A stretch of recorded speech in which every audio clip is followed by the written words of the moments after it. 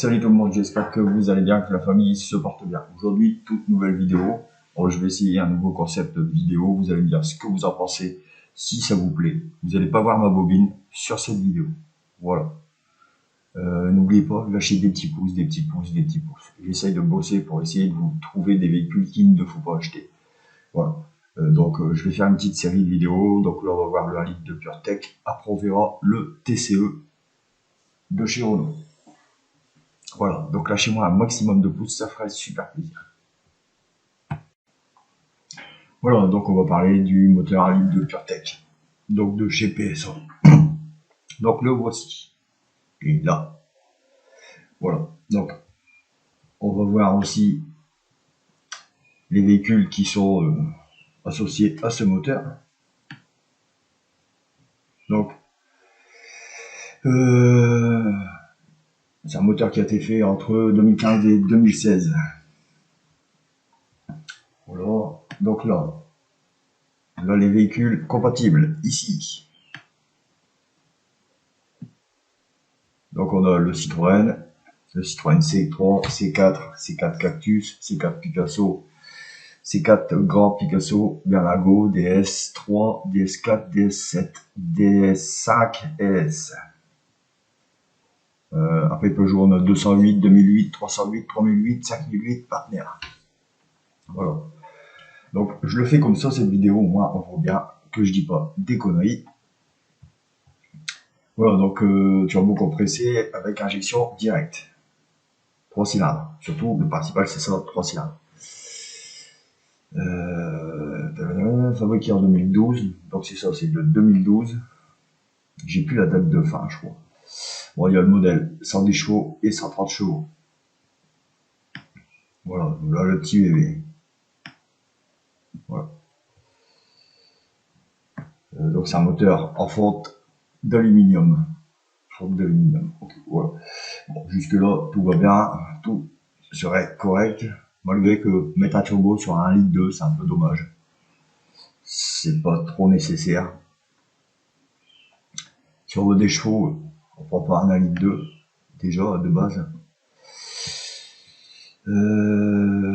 Donc c'est un turbo compresseur à faible inertie. Donc c'est Honeywell, le fournisseur du turbo. Voilà. Donc les performances, les voilà. Alors, on va voir la courbe de performance. Donc 205 Nm et 230 Nm pour le 130 chevaux. Donc 205 Nm pour le 110 chevaux et 230 pour le 130 chevaux. Voilà. Donc on voit un peu les courbes de puissance. Ouais. Là-dessus, ça reste raisonnable. Un 1,2 litre, ça va. Voilà. Donc qu'est-ce qu'il nous donne d'autre? Voilà, bon, tout ça, ça va pas nous intéresser.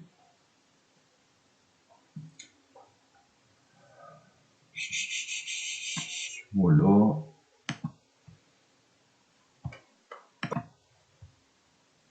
Donc pour ceux qui veulent la coupe un peu du turbo, bon, donc là on a la sortie turbo, catalyseur 3 voies évidemment, nouveau filtre en particules essence, donc n'oubliez pas c'est un moteur essence. Hein.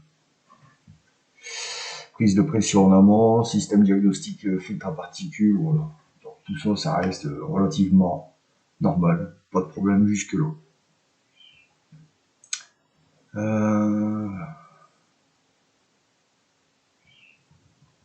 Donc là, refroidissement, ça va, ça reste, il n'y a pas de souci là-dessus.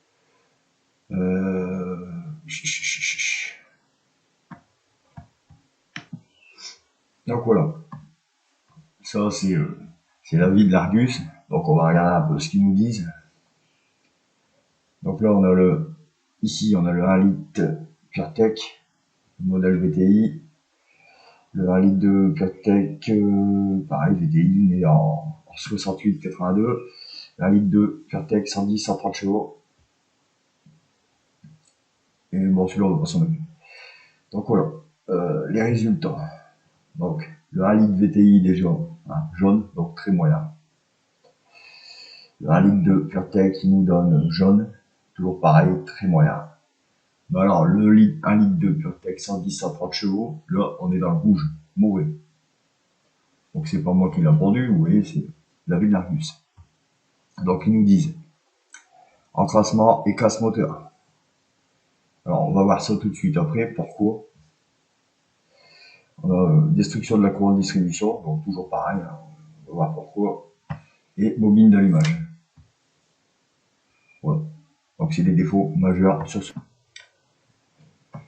Donc, voilà le défaut majeur sur le moteur 1 litre de PureTech. Donc, c'est-à-dire, vous voyez, ici, on a la courroie de distribution. Donc, PSA, dans son extrême intelligence, a décidé à la place de la mettre ici, la courroie, à côté du bloc moteur, a décidé de le mettre dans le bloc moteur avec un bain d'huile. Donc évidemment, l'huile dessèche le. Et en plus de ça, il y a un autre petit souci au niveau des cylindres qui se trouvent ici, 1, 2 et 3. Il y a l'essence qui coule le long des cylindres et qui s'en va dans le bac à huile. Donc évidemment, huile plus essence, ça nous fait un petit produit chimique assez corrosif. Donc voilà, toute la peau extérieure de la courroie de distribution s'en va, qui affaiblit la distribution.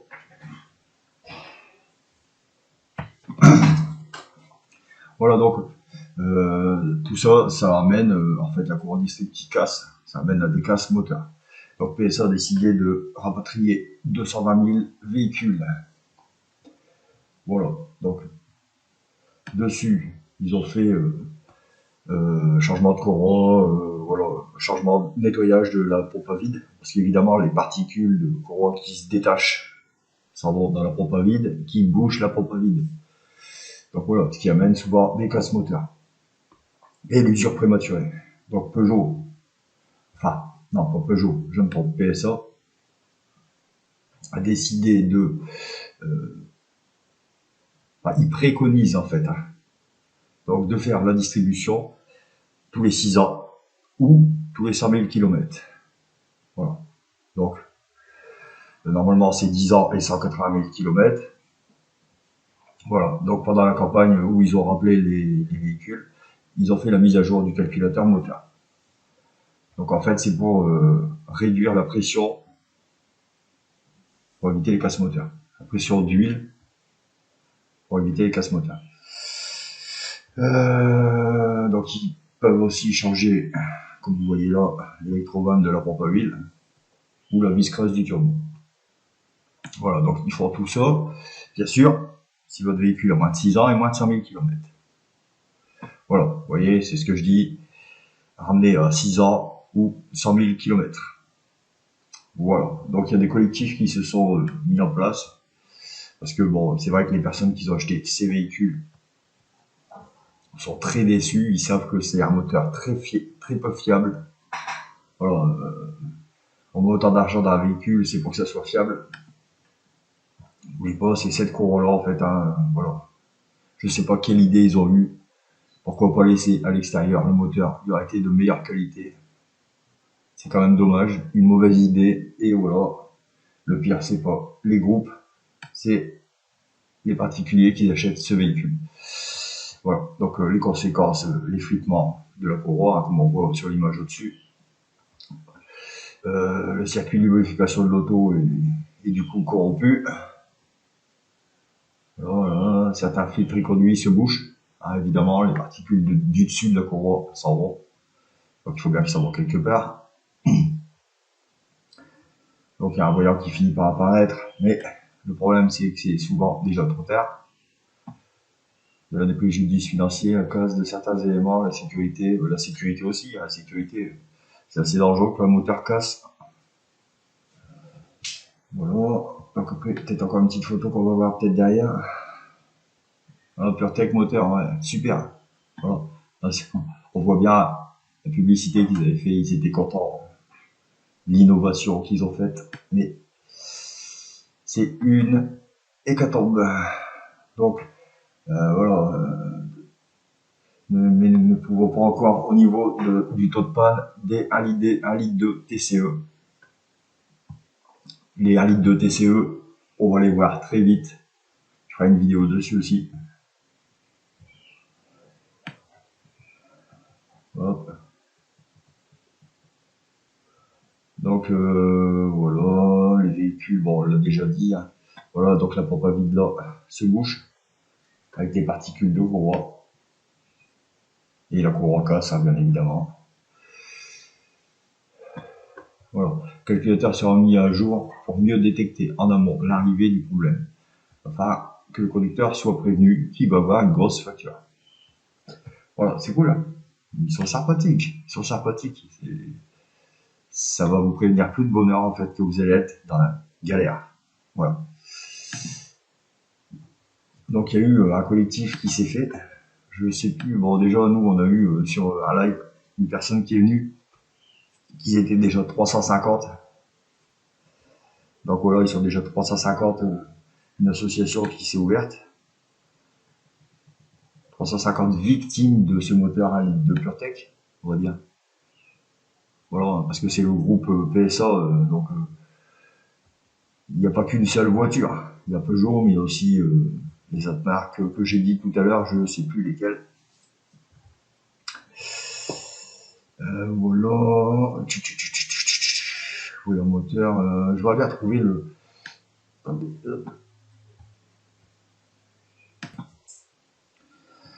Alors j'aime bien, c'est cette partie-là, je l'avais vu. Concernant la courbe de distribution, ils prennent logiquement. Donc le logiquement, ça fait peur déjà.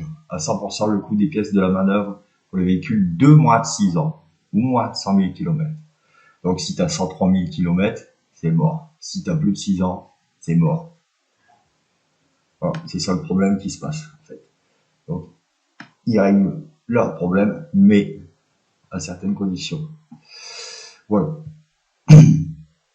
Bon, je pense qu'on a fait le tour. Donc, alors, le conseil, c'est éviter ce moteur. Voilà. Parce que c'est une catastrophe. Mais il y a pire. Le moteur TCE, on va voir ça dans la prochaine vidéo. Donc, ouais. Donc, surtout, n'achetez pas ce moteur. C'est une source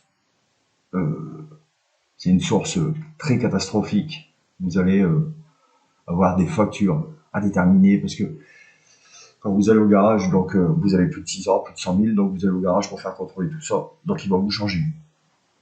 Parce qu'il va se sentir obligé pour éviter de mettre cette garantie en jeu. Donc la couronne distrib, la pompe à vide, l'électrovanne de pression. Du coup, il va vous faire la vidange. Là, vous êtes sur une facture à 4 chiffres. Facilement. Facilement. Voilà. Le garagiste, c'est normal, il va pas mettre sa garantie en jeu. Donc il va vous remplacer cette courroie qui se trouve là, la courroie distrib. La pompe à vide qu'on a vu tout à l'heure qui se trouve ici, je crois. L'électrovanne qui est ici quelque part. Là. Voilà. Voir les photos. On va peut-être voir les petites photos.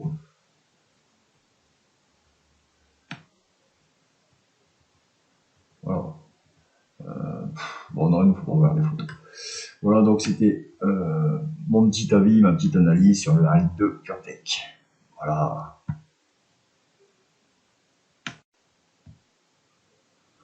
Donc voilà, cette vidéo est terminée. J'espère que ça vous aura plu, que ça va vous aider. Donc lâchez des pouces, des petits pouces, des petits pouces. Ça fait super plaisir. Et dites-moi en commentaire si vous aimez bien ce type de vidéo. Allez. Salut! T'as cassé la location, il faudra que tu paies la caution.